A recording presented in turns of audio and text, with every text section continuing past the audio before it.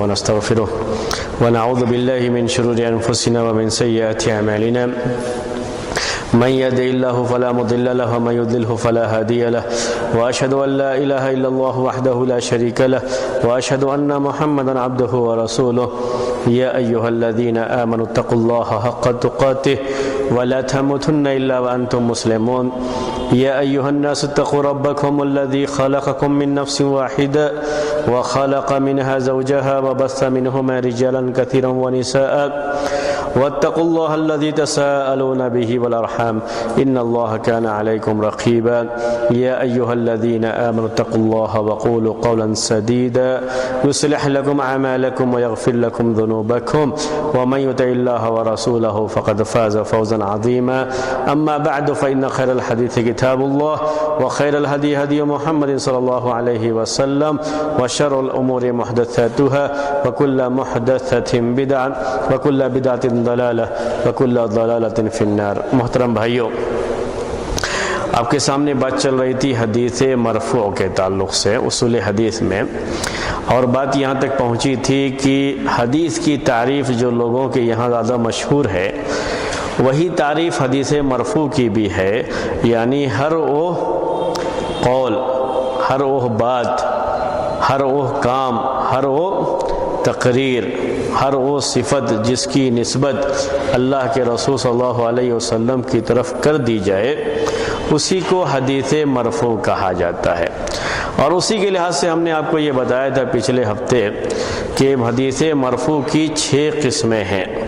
حدیث مرفوع کی 6 قسمیں ہیں، اور 6 قسمیں آپ کو بورڈ پہ لکھ دی گئی تھیں، آج وہ لکھیں گے نہیں، میں صرف آپ کو یاد دلا رہا ہوں کہ حدیث مرفوع کی یہ 6 قسمیں، 3 قسمیں ہم نے پڑھ لیا تھا اور 3 قسمیں انشاءاللہ آج ہم پڑھیں گے۔ تو پہلی جو 3 قسمیں اس سے پہلے ہم نے پڑھی تھی وہ آپ کو یاد دلا دیں۔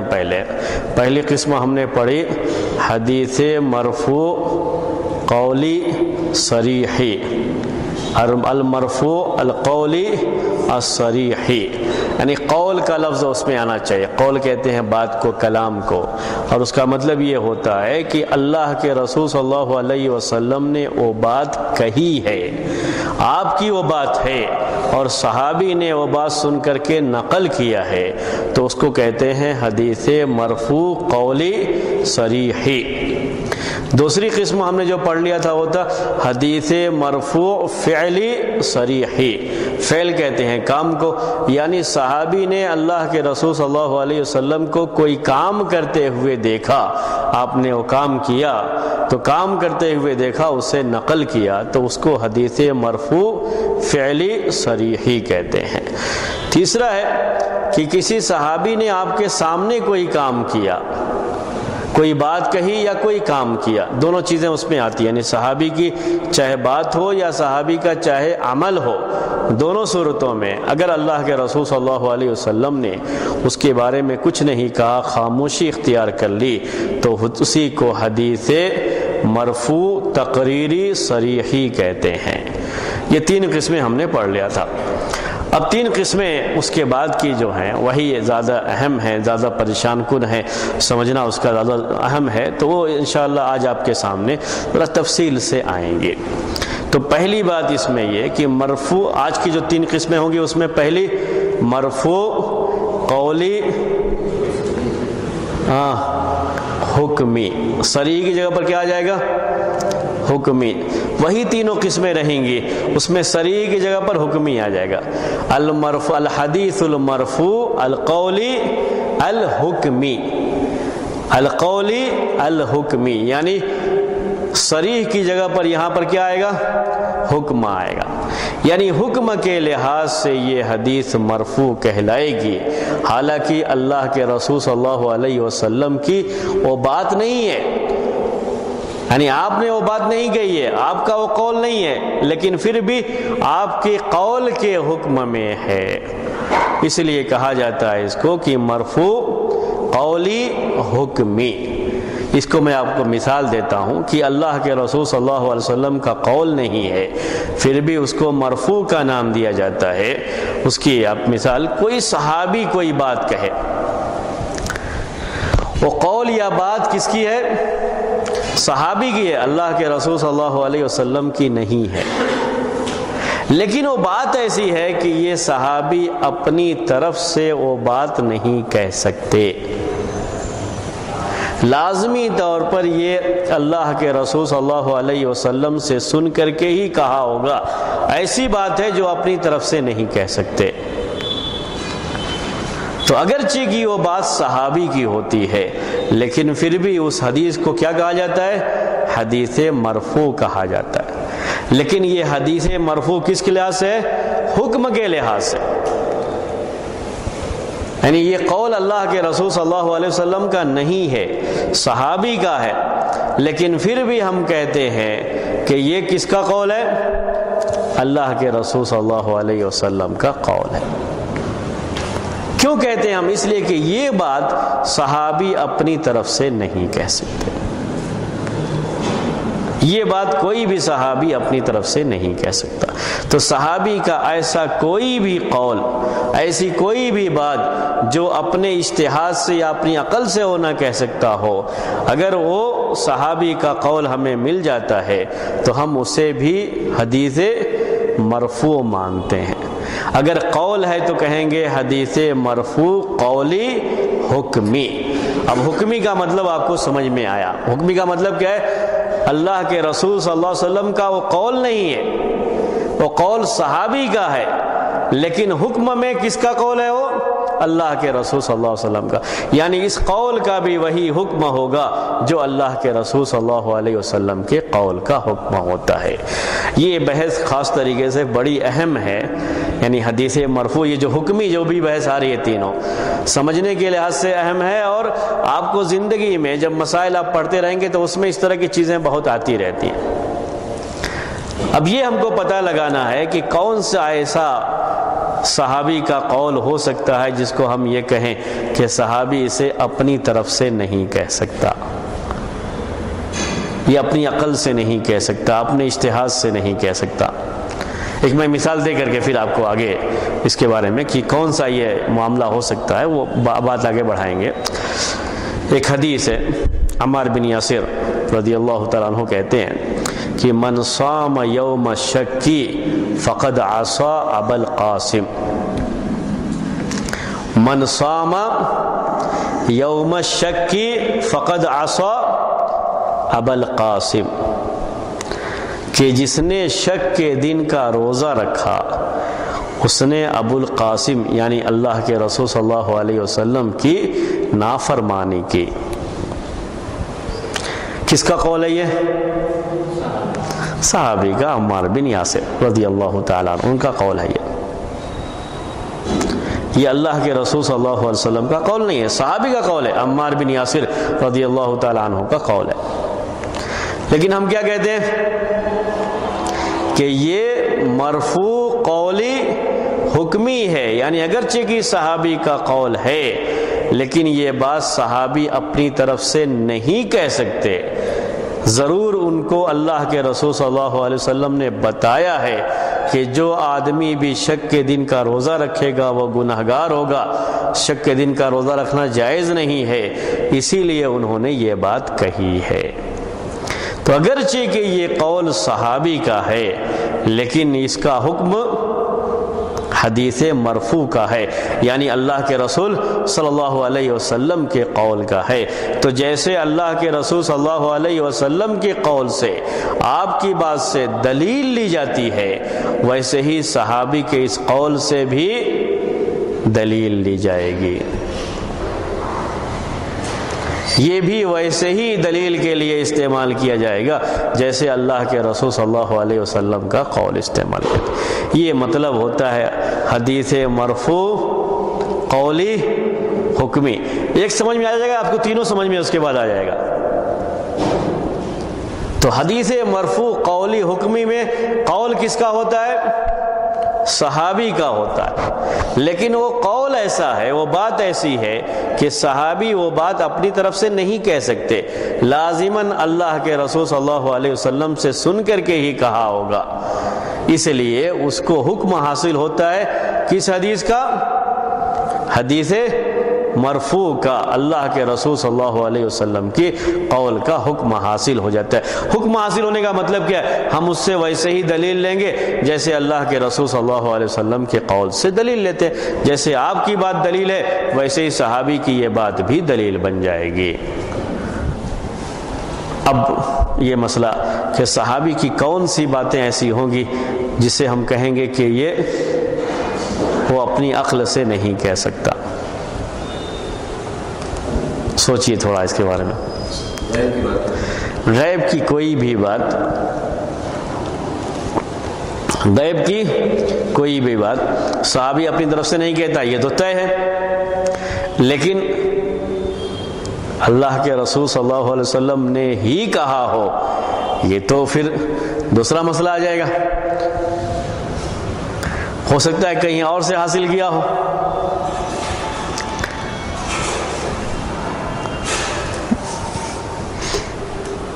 جی میں آپ کو یہ تو صحابی کی کوئی بھی بات جو اپنی عقل سے وہ نہیں کہہ سکتا، اس میں سے ایک بات غیب کی بات ہے جو آدمی عقل سے نہیں کہہ سکتا ہے۔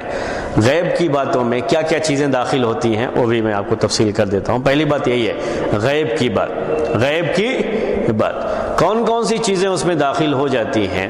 سب سے پہلے جتنی بھی پچھلی امتیں گزر چکی ہیں آدم علیہ السلام سے لے کر کے اللہ کے رسول صلی اللہ علیہ وسلم کے زمانے تک، اگر اس سے متعلق کوئی بھی بات صحابی نقل کرے، کہے کہ ایسا تھا فلاں زمانے میں، ایسا تھا، ایسا ہوا، تو یہ چونکہ وہ عقل سے نہیں کہہ سکتا ہے، یہ سب چیزیں اس کے لیے غیب ہیں۔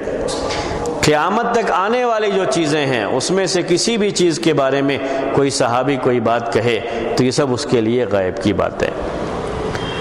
قبر میں کیا ہے، برزخ کی زندگی میں کیا ہے، جنت میں کیا ہے، جہنم میں کیا ہے، اگر صحابی اس سلسلے میں بھی کوئی بات کہتا ہے تو یہ سب کس میں داخل ہے؟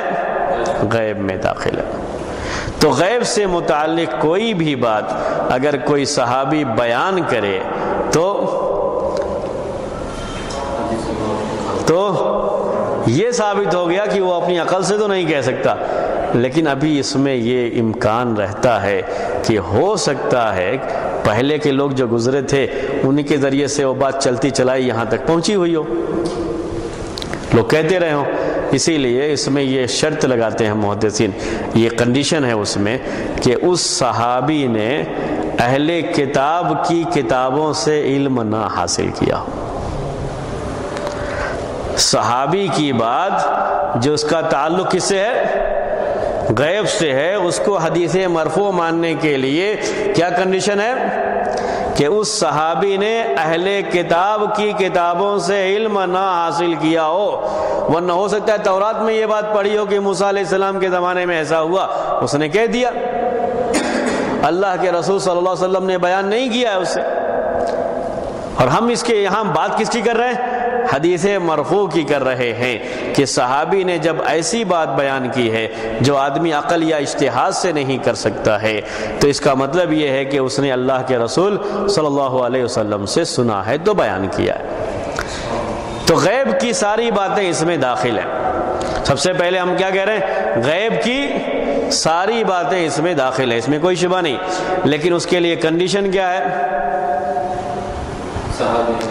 صحابی اہل کتاب کی کتابوں سے علم نہ حاصل کیا ہو۔ بعض صحابہ نے اہل کتاب کی کتابوں سے کو پڑھا ہے، اس سے علم حاصل کیا، وہ متعین ہے صحابی بھی۔ اسی لیے یہ کنڈیشن لگانے کے بعد کوئی کہے کہ یہ تو کیسے پتہ لگے گا، نہیں، وہ بھی معلوم ہے کہ کون کس صحابہ میں سے کون کون سے ایسے لوگ ہیں جنہوں نے تورات پڑھا ہے یا انجیل پڑھا ہے یا ان سے علم حاصل کیا ہے، کون کون سے لوگ ہیں یہ پتہ ہے اس کے بارے میں۔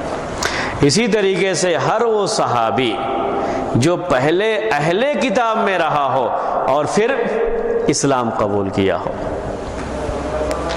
اگر ان کی طرف سے کوئی اس طرح کی بات آتی ہے تب بھی ہم اس کو مرفوع نہیں مانیں گے، کیونکہ ہو سکتا ہے کہ پہلے سے جو ان کے یہاں چیز تھی ان میں سے کوئی چیز انہوں نے نقل کیا ہو، اللہ کے رسول صلی اللہ علیہ وسلم سے سنا ہو، یہ ضروری پھر نہیں رہ جاتا ہے۔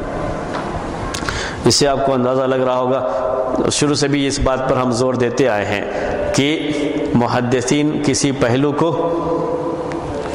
کو چھوڑتے نہیں ہیں۔ تحقیق کے میدان میں انہوں نے کسی پہلو کو بھی چھوڑا نہیں. ہر امکانی پہلو، یعنی جو بھی پاسبل، یعنی ایسا بھی ہو سکتا ہے، ایسا بھی ہو سکتا ہے، جو ہم سوچتے رہتے ہیں، وہ ساری چیزوں کو انہوں نے سوچا ہے، اور وہ ساری چیزیں سوچنے کے بعد ہی پورے طریقے سے یہ اصول بنائے ہیں. تو اب یہاں دو چیزیں ہو سکتی تھیں. ایک یہ چیز کہ ہو سکتا ہے یہ صحابی تورات پڑھا ہو، انجیل پڑھا ہو، جیسے بعض صحابہ نے تورات انجیل پڑھا ہے، معلوم ہے، یہ نام بھی معلوم ہے، جیسے عبداللہ بن عمر بن عاص رضی اللہ تعالیٰ عنہما ہیں، ان کے بارے میں ہے کہ یہ اہل کتاب کی کتابیں پڑھے ہیں. تو صحابی اس کے بارے میں معلوم ہے ہمیں کہ انہوں نے پڑھا ہے. اگر وہ یہ بات روایت کر رہے ہیں کہ موسیٰ علیہ السلام کے زمانے میں یہ ہوا، یا عیسیٰ علیہ السلام کے زمانے میں یہ ہوا، آدم علیہ السلام کے زمانے میں یہ ہوا، اللہ تبارک و تعالیٰ نے پہلے فلاں قوم کے ساتھ یہ کام کیا، یا ان کو یہ عذاب بھیجا، کوئی بھی اس طرح کی بات کہتے ہیں، تو یہاں یہ رہتا ہے امکان، یہ ممکن ہے یہاں پر کہ انہوں نے پہلے والی کتابوں میں یہ چیز پڑھی ہو. اب یقین نہیں رہ گیا کہ اللہ کے رسول صلی اللہ علیہ وسلم نے ہی بیان کیا. یقین نہیں رہ گیا، محدثین نے اسے الگ کر دیا. اس کو حدیث مرفوع قولی حکمی نہیں کہتے، کیونکہ اب یہاں یقین نہیں رہ گیا ہم کو.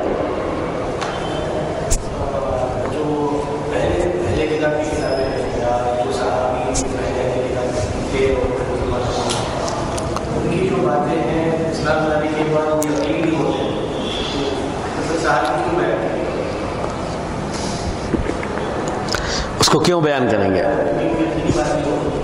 جی ہاں، جیسے اب کوئی، یہاں اصل مسئلہ کیا ہے، یقین اور یقین نہ ہونے کا نہیں ہے. مسئلہ اس میں یہ ہے صرف کہ ایک بات موسیٰ علیہ السلام کے زمانے کی کوئی بات کسی صحابی نے بیان کی کہ ایسا ہوا، موسیٰ علیہ السلام طور پر گئے تو اس وقت ان کی قوم میں سے فلاں آدمی نے یہ کام کیا. قرآن میں جیسے یہ ہے واقعہ پورا بیان کیا گیا ہے، ایک آدمی کے قتل کیے جانے کا اور اس کے لیے گائے کو ذبح کرنے کا، ایک پوری یہ.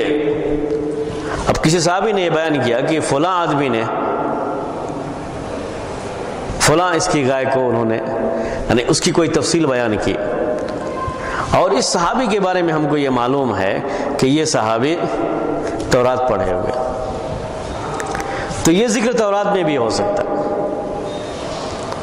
یا یہ پہلے اہل کتاب تھے تو ان کے یہاں یہ چیزیں پہلے سے، جیسے ہوتا ہے کبھی پرانے زمانے سے کوئی کہانی چلی آ رہی ہے، کوئی بات چلی آ رہی، تو ایک سے دوسرا سنتے ہوئے وہ آئے ہوئے. تو اب یہاں ہم کو شبہہ یہ ہوتا ہے کہ یہ بات اللہ کے رسول صلی اللہ علیہ وسلم سے نہ سن کر کے کس سے سنی ہو؟ کسی اور سے، تو ہم اس پر یقین نہیں کر سکتے. یہاں مسئلہ صرف اتنا ہی ہے. اگر یہ بات نہ ہوتی، وہ صحابی نہ پڑھے ہوتے تورات یا انجیل، یا وہ جو ہے اہل کتاب میں سے نہیں ہے، تو لازمی طور پر انہوں نے یہ بات کس سے سنی ہے؟ اللہ کے رسول، کیونکہ اپنی عقل سے نہیں کہہ سکتے. تو ہم اب اس پر یقین کریں گے. تو اہل کتاب میں سے جو لوگ پہلے یہودی تھے یا نصرانی تھے، اسلام قبول کیے، اگر وہ کبھی اپنی کوئی بات نقل بھی کریں تو اسلامی لحاظ سے اتھینٹک نہیں مانی جاتی، اس کو دلیل کے طور پر نہیں پیش کیا جاتا ہے، اور دلیل کے طور پر اس کو پیش کیا نہیں جا سکتا. لیکن وہی بات اگر اللہ کے رسول صلی اللہ علیہ وسلم بیان کر دیتے ہیں تو پھر اس کو کیا حاصل ہو جاتی ہے چیز؟ اب وہ ہمارے یہاں اتھینٹک مانی جائے گی، کیونکہ تورات انجیل میں جو تبدیلیاں ہو گئی ہیں تو ہمیں یہ نہیں معلوم ہے کہ یہ صحابی جو نقل کیے ہیں، جو پہلے تھے اس میں سے نقل کیے ہیں، یہ تبدیل ہونے کے بعد والا ہے یا پہلے والا. لیکن جب اللہ کے رسول صلی اللہ علیہ وسلم کہہ دیں گے تو ہمیں یقین ہو جاتا ہے کہ اس میں تبدیلی نہیں کی گئی، یہ بالکل صحیح ہے. تو وہ ہم کو یقین حاصل نہیں ہوتا ہے اگر یہ بات وہ صحابی کہے جو پہلے اہل کتاب میں سے تھے.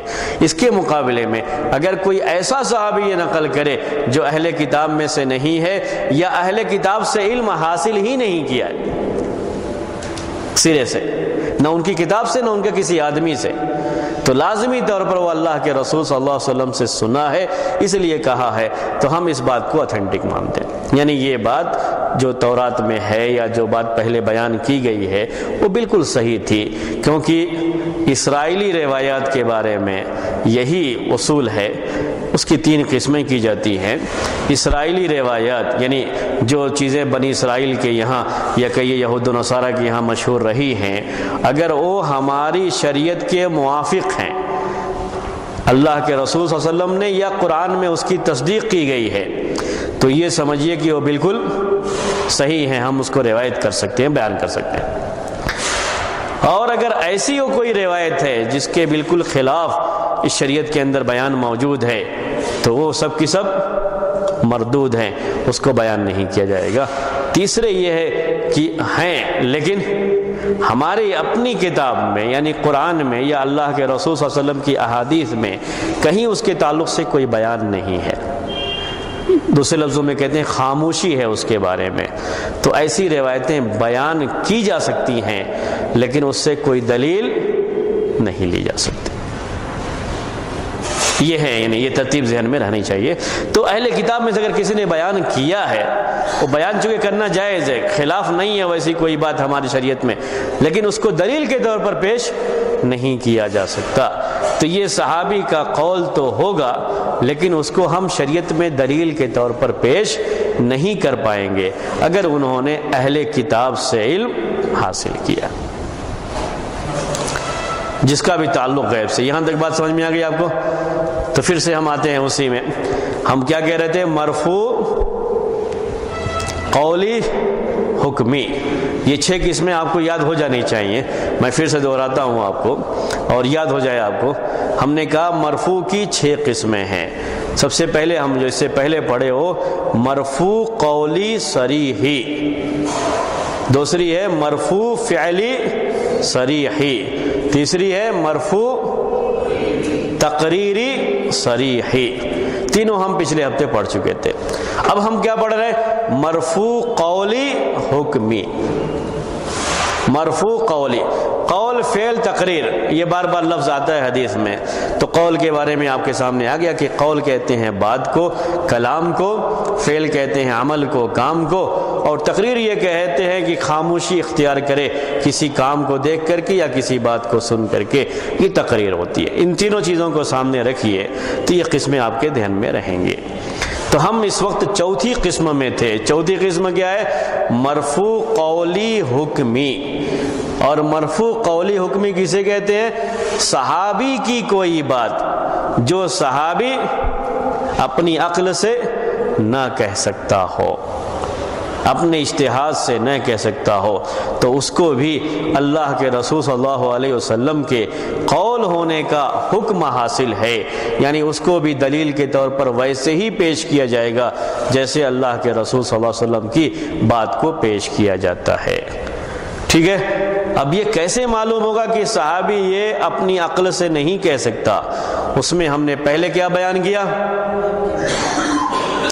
صحابی کا ایسا کوئی بھی کلام، صحابی کی ایسی کوئی بھی بات جس کا تعلق غیب سے ہو، غیب سے تعلق جن کا ہے وہ جو پہلے چیزیں گزر چکی ہیں وہ بھی، یعنی ہمارے لحاظ سے غیب، ورنہ اس زمانے میں وہ کوئی غیب نہیں تھا، پہلے جو چیزیں گزر چکی ہیں اس میں سے کوئی بات روایت کرے، یا آئندہ کوئی چیز آنے والی ہے اس کے بارے میں بیان کرے، یا جنت جہنم کے بارے میں کوئی چیز بیان کرے، قبر کے تعلق سے کوئی بات بیان کرے، برزخ کی زندگی کے تعلق سے کوئی بات بیان کرے، یہ ساری چیزیں کس سے تعلق رکھیں گی؟ غیب سے، جس کو صحابی اپنی عقل سے نہیں کہہ سکتا۔ دوسری بات،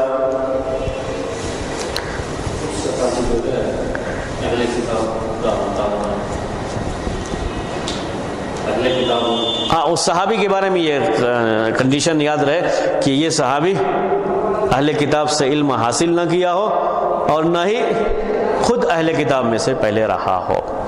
جیسے مان لیجیے کعب احبار جو ہے کیا کہتے ہیں اس کو، عبداللہ بن سلام، یہودی تھے، مسلمان ہوئے، کسی صحابی نے اگر ان سے کچھ علم حاصل کیا ہے، وہ پہلے کی کچھ باتیں سنی ہیں، سیکھی ہیں، تو اس صحابی سے بھی یہ بات پھر نہیں رہ جاتی، اس صحابی کے تعلق سے بھی۔ دوسری بات، یعنی غیب کے علاوہ دوسری بات جو صحابی اپنے اجتہاد سے نہیں کہہ سکتا،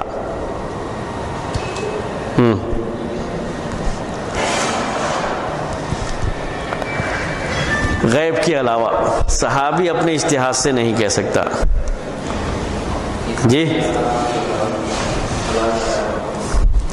صحابی کسی بھی عمل کے بارے میں یہ کہے کہ یہ عمل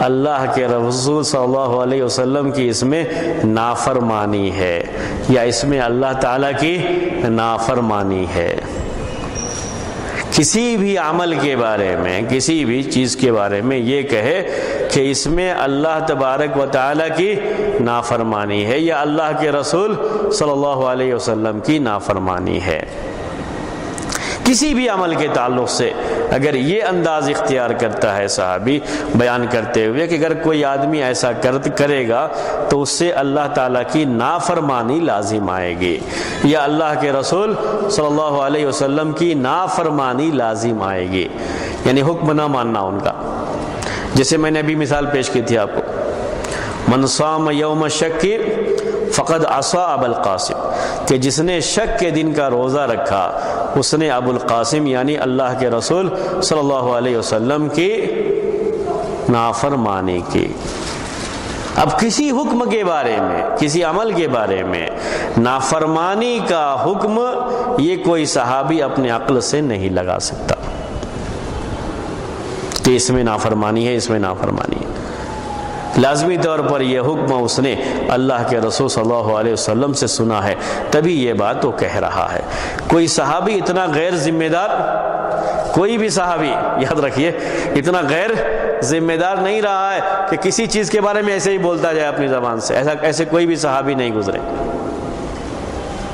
اگر کوئی صحابی یہ بات کہہ دے کہ اس میں اللہ تعالیٰ کی نافرمانی ہے یا اللہ کے رسول صلی اللہ علیہ وسلم کی نافرمانی ہے تو اس کا مطلب یہ نکلتا ہے کہ انہوں نے یہ بات اپنی طرف سے نہیں بلکہ اللہ کے رسول صلی اللہ علیہ وسلم سے سن کر کے کہی ہے۔ ہو گئی بات یہ دو۔ تیسری اس کی شکل جس کے بارے میں ہم یہ کہیں گے کہ صحابی اپنی عقل سے یہ نہیں کہہ سکتا، تیسری، کسی عمل کے بارے میں مخصوص اجر ثواب یا کوئی مخصوص عذاب اس کے بارے میں صحابی خبر دے، مخصوص عذاب یا مخصوص اجر، جیسے کوئی صحابی یہ کہے کہ اگر کوئی شخص یہ نماز پڑھے گا تو اس کو اتنا اجر ملے گا، یا یہ گناہ کرنے والے کو اتنا عذاب ملے گا، یہ صحابی اپنی عقل سے نہیں کہہ سکتا۔ تو ایسی حدیث میں اگر صحابی یہ نہ بھی کہے کہ اللہ کے رسول صلی اللہ علیہ وسلم نے فرمایا، تب بھی اس کو کس کا درجہ حاصل ہے؟ حدیث مرفوع کا درجہ حاصل ہے، حکم کے لحاظ سے وہ حدیث مرفوع ہے، کیونکہ یہ بات صحابی اپنی طرف سے نہیں کہہ سکتے۔ کسی بھی عمل کے بارے میں کہ اتنا کوئی اگر یہ عمل کو یہ کرے گا تو اس کو اتنا اجر ملے گا، کسی بھی صحابی کا عمل ہو، کسی بھی صحابی کا قول ہو، یہ تو اسے مرفوع قولی حکمی کا درجہ حاصل، یعنی حکم میں یہ مرفوع کا ہوتا ہے اس کا، اور اللہ کے رسول صلی اللہ علیہ وسلم کا قول ہی وہ مانا جاتا ہے۔ غیب کی باتوں میں سے ایک بات آپ کو میں یعنی ایک صحابی کا قول نقل کرتا ہوں جس کا تعلق غیب سے ہے، اپنی طرف سے نہیں کہہ سکتے۔ عبداللہ ابن عباس رضی اللہ تعالی عنہما نے کہا کہ اللہ کے رسول صلی اللہ علیہ وسلم، اللہ تبارک و تعالی نے قرآن کو لیلۃ القدر میں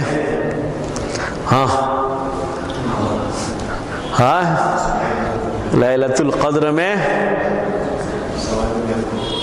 سماع دنیا میں بیت العزہ، یہ وہ عبداللہ بن عباس ان کا قول ہے، یہ کسی یعنی یہ اللہ کے رسول صلی اللہ علیہ وسلم کا قول نہیں ہے، کس کا قول ہے؟ یہ عبداللہ ابن عباس رضی اللہ تعالیٰ عنہ کا قول ہے کہ لیلۃ القدر میں، شب قدر میں اللہ تبارک و تعالیٰ نے قرآن، پورے قرآن کو لوح محفوظ سے سماع دنیا پر، سماع دنیا میں جگہ کا وہ تعین عبداللہ ابن عباس نے کی کہ بیت العزہ میں نازل فرمایا۔ یہ ان کا قول ہے، اللہ کے رسول صلی اللہ علیہ وسلم کا قول نہیں ہے، لیکن یہ بات وہ اپنی عقل سے تو نہیں کہہ سکتے۔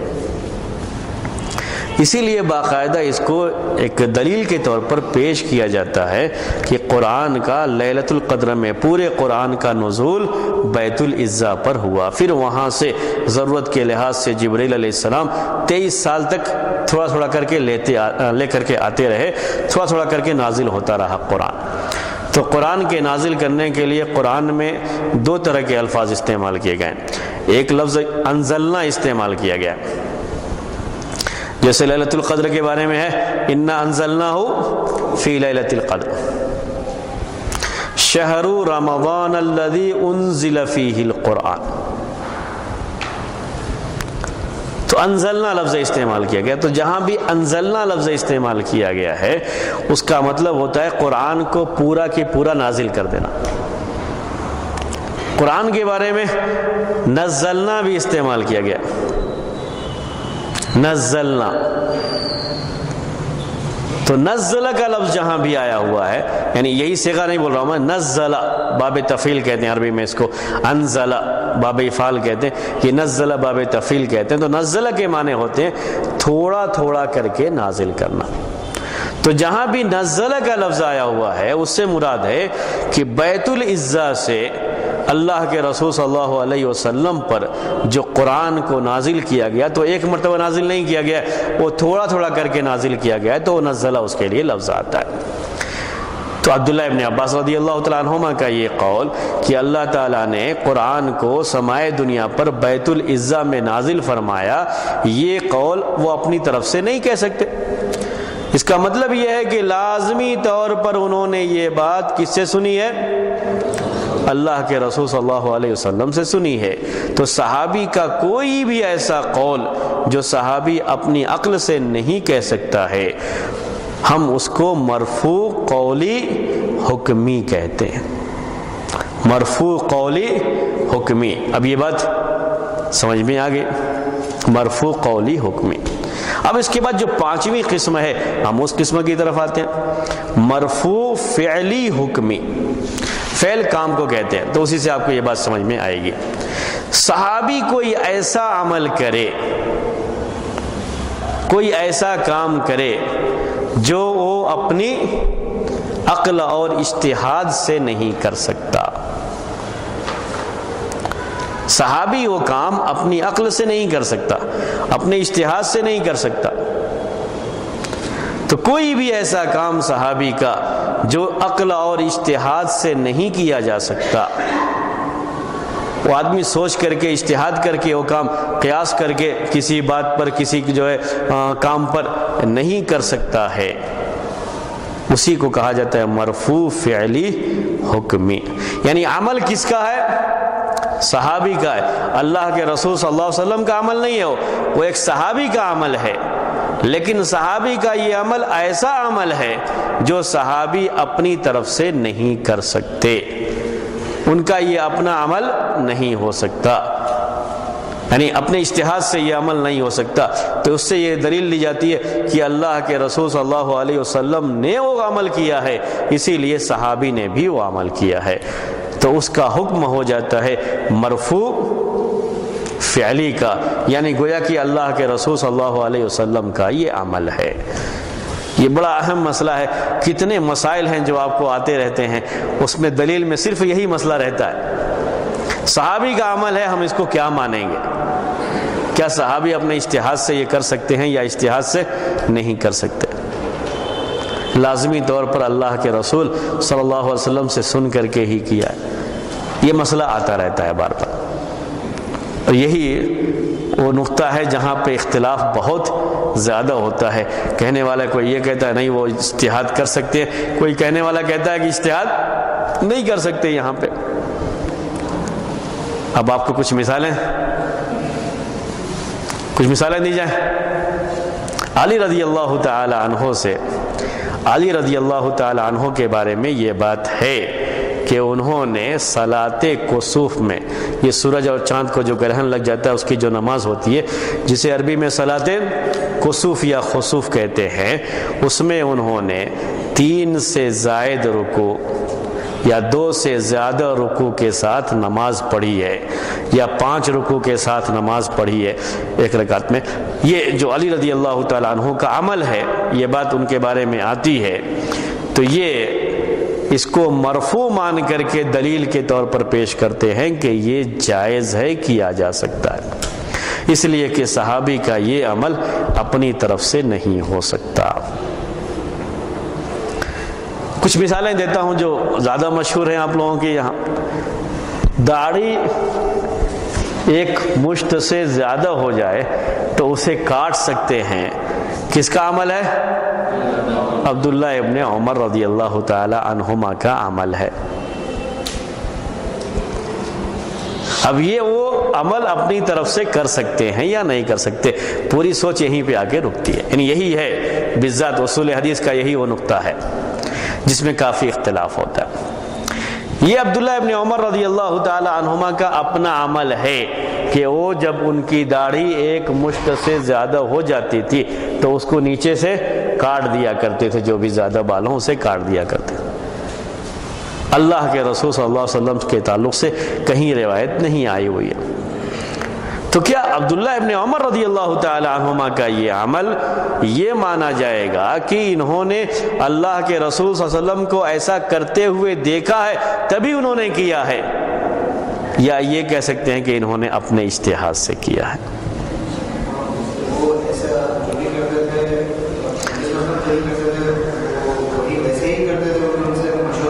جی ہاں، ان کے بارے میں یہ چیز مشہور ہے، تو جی ہاں، تو یہ بات یہ ہے یہاں پہ۔ اب وہ کر سکتے ہیں نہیں کر سکتے، اب جو یہ بات مانتے ہیں کہ نہیں یہ ایسا عمل ہے کہ وہ اپنے اجتہاد سے نہیں کر سکتے، ضرور انہوں نے دیکھا ہوگا اللہ کے رسول صلی اللہ علیہ وسلم کو، تو وہ اس حدیث کو دلیل کے طور پر پیش کرتے ہیں کہ داڑھی جب ایک مشت سے زیادہ ہو جائے تو اسے کاٹ لیں۔ ہے بات سمجھ میں؟ کیونکہ اس کو کس کا درجہ حاصل ہے؟ مرفوع قولی، مرفوع فعلی کا درجہ اس کو حاصل ہے حکم کے لحاظ سے۔ اللہ کے رسول صلی اللہ علیہ وسلم کا عمل تو نہیں ہے لیکن حکم کے لحاظ سے اس کو وہ درجہ حاصل ہے۔ اب اسی کو ہم دوسرا انہی کا عمل پیش کرتے ہیں۔ عبداللہ ابن عمر رضی اللہ تعالی عنہما سے آتا ہے کہ وہ جب جنازے کی نماز یا عید کی نماز پڑھتے تھے تو اللہ اکبر کے ساتھ ہاتھ اٹھاتے تھے۔ اللہ کے رسول صلی اللہ علیہ وسلم کے بارے میں نہیں آیا، لیکن کس کے بارے میں آتا ہے یہ؟ عبداللہ ابن عمر رضی اللہ تعالیٰ عنہما کے بارے میں۔ ان کا عمل ہے یہ کہ وہ ہاتھ اٹھاتے تھے، یعنی ہر تکبیر پر ہاتھ اٹھاتے تھے، یہ ان کا عمل ہے۔ کیا کہیں گے؟ کیا وہ ان کا یہ عمل اجتہاد سے ہو سکتا ہے، عقل سے ہو سکتا ہے، یا یہ کہیں گے کہ اللہ کے رسول صلی اللہ علیہ وسلم کو دیکھا ہے اس لیے کیا ہے، اس لیے ان کا یہ عمل دلیل کے طور پر پیش کیا جائے گا اور اس سے دلیل لی جائے گی؟ بولیے، ہے نا مسئلہ؟ اتنا زیادہ مسئلہ ہے نہیں؟ بولیے، وہ اصل یہی ہے، اصول حدیث کی کا یہی باب ہے کہ اس کو مرفوع مانیں گے یا نہیں مانیں گے، اور یہی پر پورا مسئلہ آتا ہے کہ اس کو یہ کہا جا سکتا ہے کہ اجتہاد سے یہ کر سکتے ہیں، عقل سے سوچ کر کے یہ کر سکتے ہیں یا نہیں کر سکتے۔ یہ ایک مسئلہ ہے بہرحال اپنی جگہ پر، اور اس میں اختلاف کی پوری گنجائش موجود ہوتی ہے، اختلاف کی گنجائش ہوتی ہے، اسی لیے لوگ اختلاف اس مسئلے میں کرتے بھی ہیں۔ اختلاف لوگوں کا موجود ہے اس لیے کہ اختلاف کی گنجائش موجود ہے۔ دونوں مسئلوں میں اختلاف ہے نہیں جو ابھی پیش کیا میں نے، کیونکہ جو دلیل لیتے ہیں وہ یہ کہتے ہیں کہ نہیں کر سکتے ہو۔ جو لوگ بھی اس بات کے قائل ہیں کہ رفع یدین کریں گے تکبیرات میں، تکبیرات زوائد میں، عید کے موقع پر یا اسی طریقے سے جنازے کے موقع پر، وہ کہتے ہیں عبداللہ ابن عمر جیسے صحابی جو اللہ کے رسول صلی اللہ علیہ وسلم کی سنتوں کی بڑی پابندی کیا کرتے تھے، وہ دیکھے ہیں تبھی کیے ہوں گے، بغیر دیکھے نہیں کر سکتے۔ سوچنے کا یہ ایک انداز ہوتا ہے، تو کہتے ہیں کہ جو ہے اس کو مرفوع مانا جائے گا اور اس سے دلیل لی جائے گی، اور یہ کہا جائے گا کہ تکبیرات زوائد میں رفع یدین کیا جائے گا۔ سوچنے کا دوسرا پہلو آپ کو بتا رہا ہوں، یہاں ہو تو سکتا ہے کہ عبداللہ ابن عمر سوچے ہوں کہ جیسے ہم نماز میں اللہ اکبر پہ ہاتھ اٹھاتے ہیں ویسے اس میں بھی اللہ اکبر ہے تو اس میں بھی ہاتھ اٹھایا جا سکتا ہے، یعنی اجتہاد بھی کر سکتے ہیں۔ جب اجتہاد کر سکتے ہیں تو اللہ کے رسول صلی اللہ علیہ وسلم کا یہ عمل یعنی حکم کے لحاظ سے آپ کا یہ عمل نہیں ہو سکتا۔ جب نہیں ہو سکتا تو اسے دلیل کے طور پر نہیں پیش کیا جا سکتا۔ یہی ہے میرے بھائیوں بالذات وہ جگہ جہاں آپ بار بار یہ سنتے رہتے ہیں کہ صحابی کی بات یا صحابی کا عمل، صحابی کا ہر عمل دلیل کے طور پر نہیں پیش ہوتا، اصل وہی عمل ہوتا ہے جس کو دلیل ہونے کا شرف، یعنی یہ کہ یہ اللہ کے رسول صلی اللہ علیہ وسلم کو دیکھا ہوگا تبھی کیا ہے، اور یہ کب ہوتا ہے جب وہ اپنے عقل یا اپنے اجتہاد سے نہ کر سکتا ہو۔ اسی کو کہتے ہیں مرفوع فعلی صریحی۔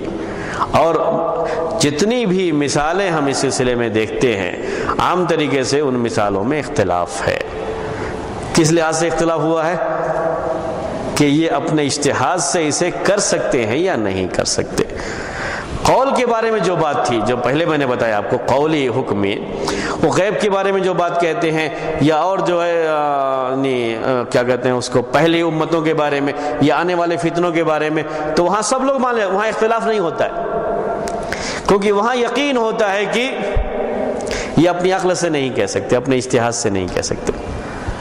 لیکن عمل والے میں بہت زیادہ امکان رہتا ہے کہ وہ اپنے اجتہاد سے کیے ہوئے ہوں۔ تو عمل کے معاملے میں یعنی اس قسم میں اختلاف پایا جاتا ہے، سمجھ کا اختلاف ہے لوگوں کا، اور دونوں طرح کی رائے آپ کو ملے گی۔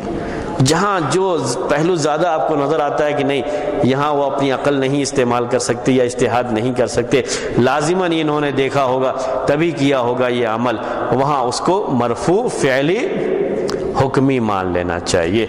اور جہاں زیادہ امکان لگتا ہے کہ نہیں یہاں اجتہاد ہو سکتا ہے یا اللہ کے رسول صلی اللہ علیہ وسلم کی کسی صریح حدیث کے خلاف وہ چیز جا رہی ہے، تو پھر اس کو اختیار نہیں کیا جا سکتا اور اس پر عمل نہیں کیا جا سکتا۔ یہ ذہن میں آپ کے رہنا چاہیے۔ کتنی قسمیں ہو گئی اب تک آپ کو؟ 5۔ جی ہاں بولیے۔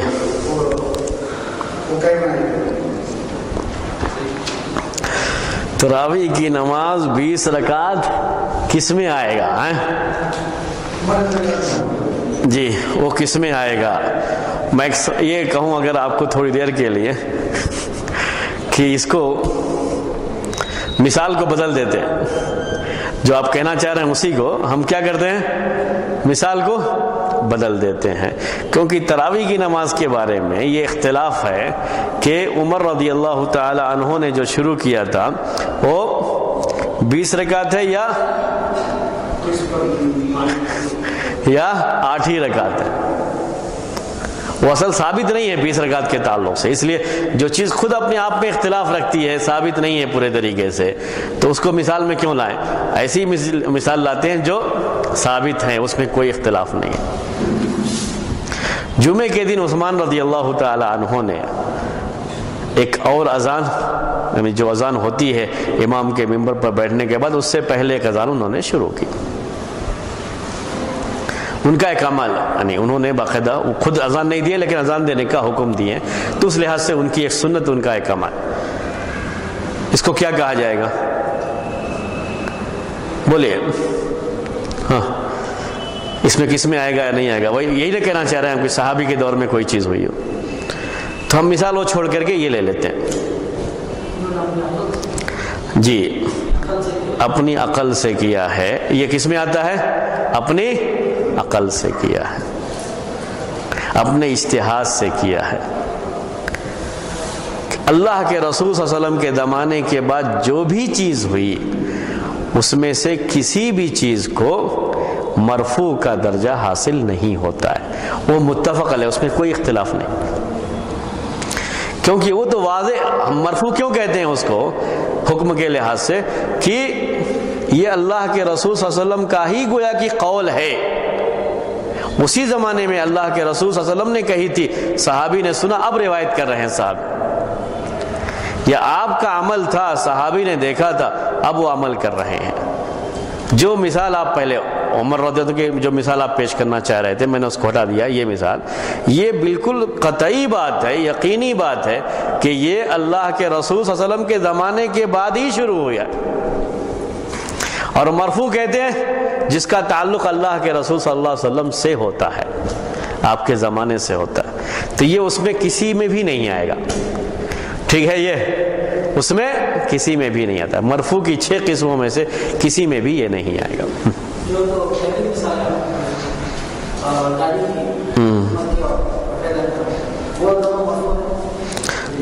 وہی مسئلہ کی اجتہاد سے کہہ سکتے ہیں یا نہیں کہہ سکتے، اسی پر ڈیپینڈ ہے نا مسئلہ. یہ اگر آپ یہ کہتے ہیں کہ اجتہاد سے نہیں کہہ سکتے تو وہی مرفوع کے درجے میں آ جاتی.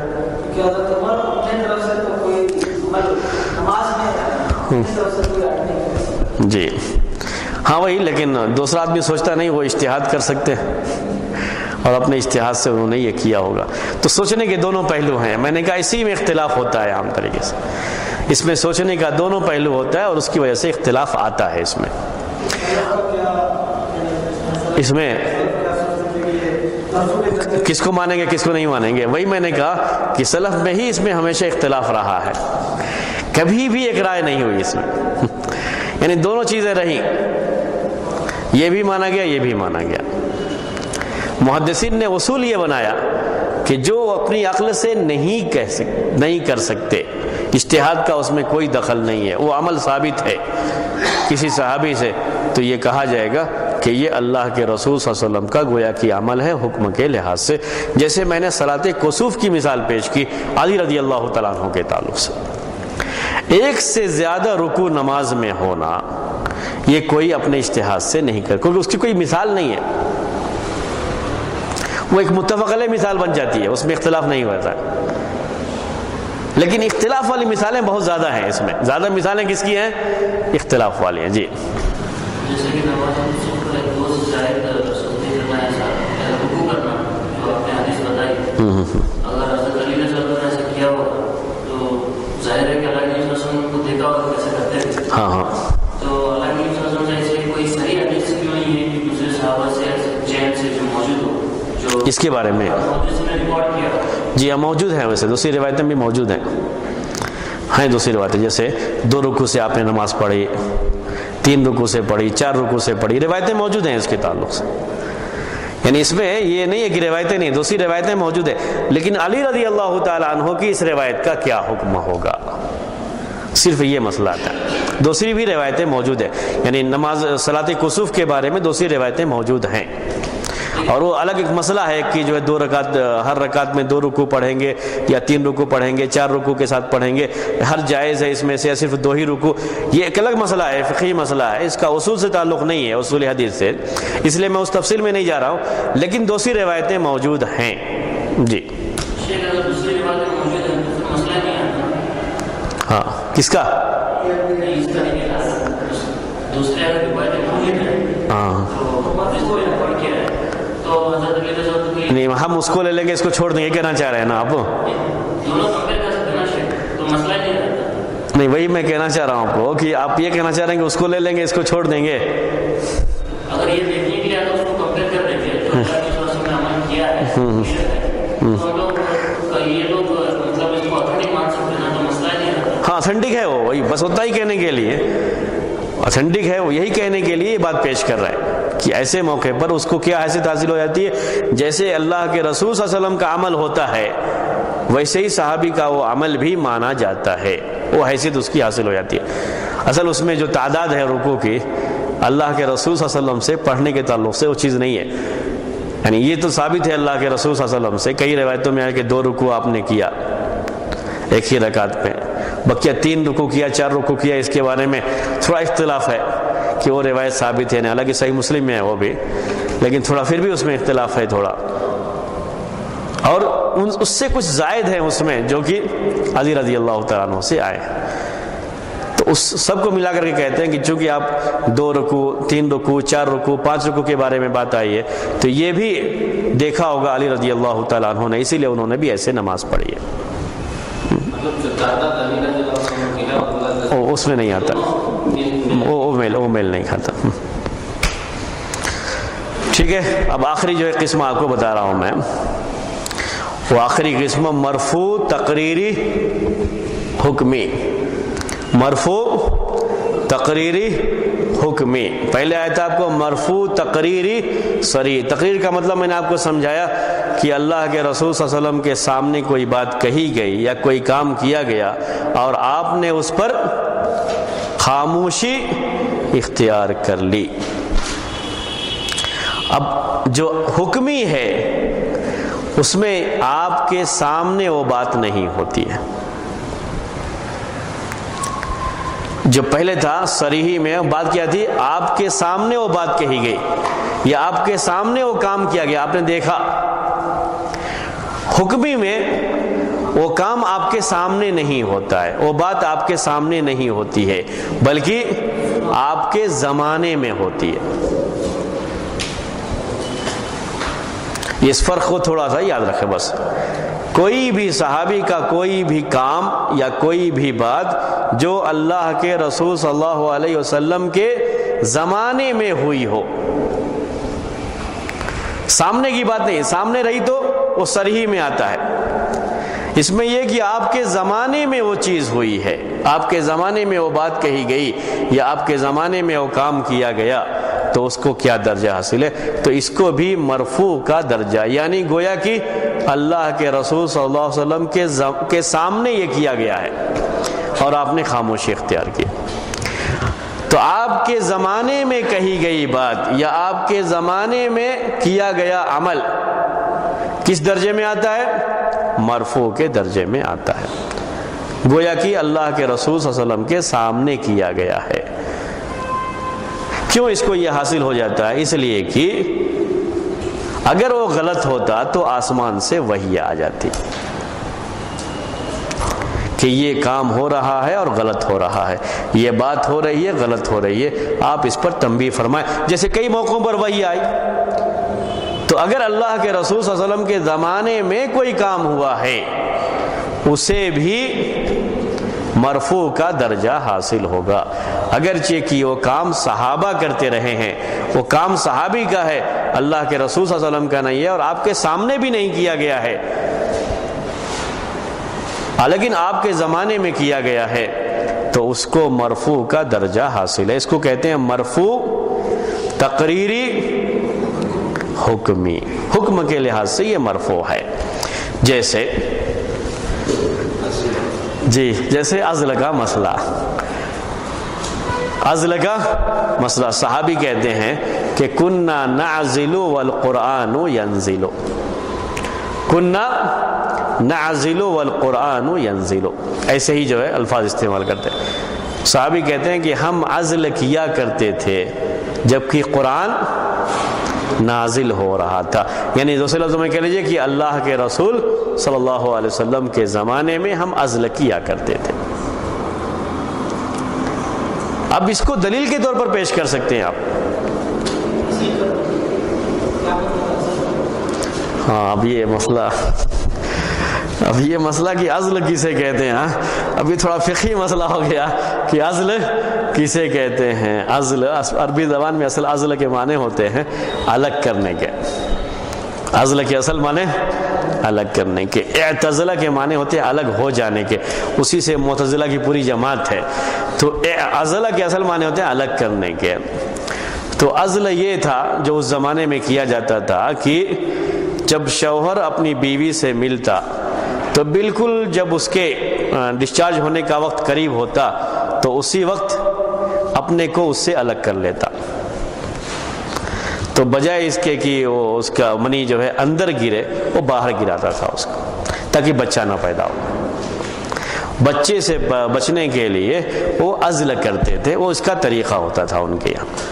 اسی کے بارے میں صحابی کہتے ہیں کہ ہم عزل کیا کرتے تھے کس زمانے میں؟ اللہ کے رسول صلی اللہ علیہ وسلم کے زمانے میں. یعنی قرآن نازل ہو رہا تھا، یعنی اللہ کے رسول صلی اللہ علیہ وسلم. اب ظاہر سی بات ہے کہ یہ اپنی بیوی سے اللہ کے رسول کے سامنے تو نہیں نہ ملیں گے، سامنے ہونے کی بات تو نہیں نہ ہوگی، یہ آپ کی غیر موجودگی میں ہی یہ بات ہوتی تھی، یہ کام ہوتا تھا. لیکن پھر بھی اس کو کیا درجہ حاصل ہے؟ مرفوع ہونے کا درجہ. اس کو دلیل کے طور پر پیش کر سکتے ہیں.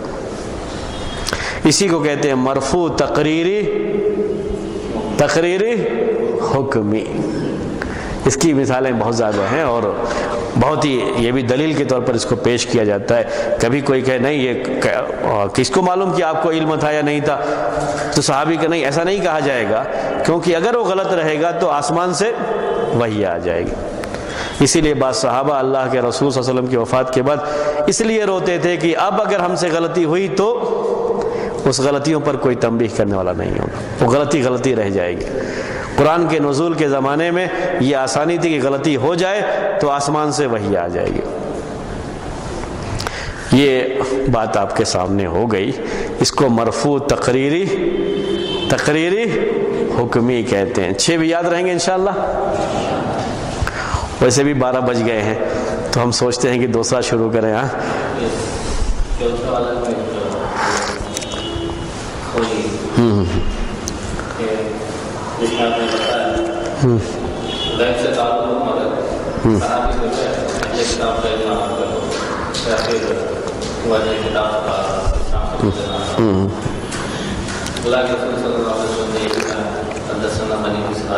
حدثنا بنی اسرائیل. ہاں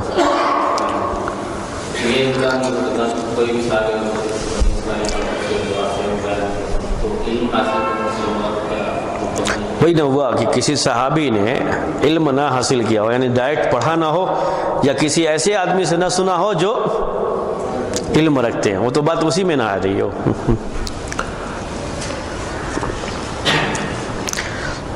عام طریقے سے یاد رکھ لیجیے، صحابہ نے عام طریقے سے اہل کتاب سے علم نہیں حاصل کیا. صرف چند صحابہ ہیں، اسی لیے میں نے کہا کہ ان کے نام باقاعدہ رہتے کہ فلاں فلاں صحابی اس سے الگ ہو جاتے ہیں.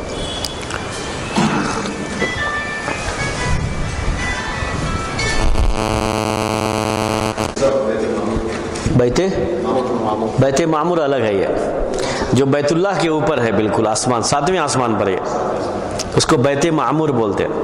لیکن بیت العزا کا دوسرا نام بیت الحمد بھی ہے، یہ دوسرا جو ہے. لیکن جو بیت المعمور ہے، یہ جیسے دنیا میں بیت اللہ ہے، بیت اللہ الحرام، اسی کے بالکل اوپر اگر کہیں کہ یہ روایتوں میں آتا ہے اگر وہ گرے تو بالکل وہیں پہ گرے گا آسمان سے. وہ 7ویں آسمان پر ہے جس میں ابراہیم علیہ السلام کو دیکھا تھا، اور وہاں فرشتے اس کا طواف کرتے ہیں.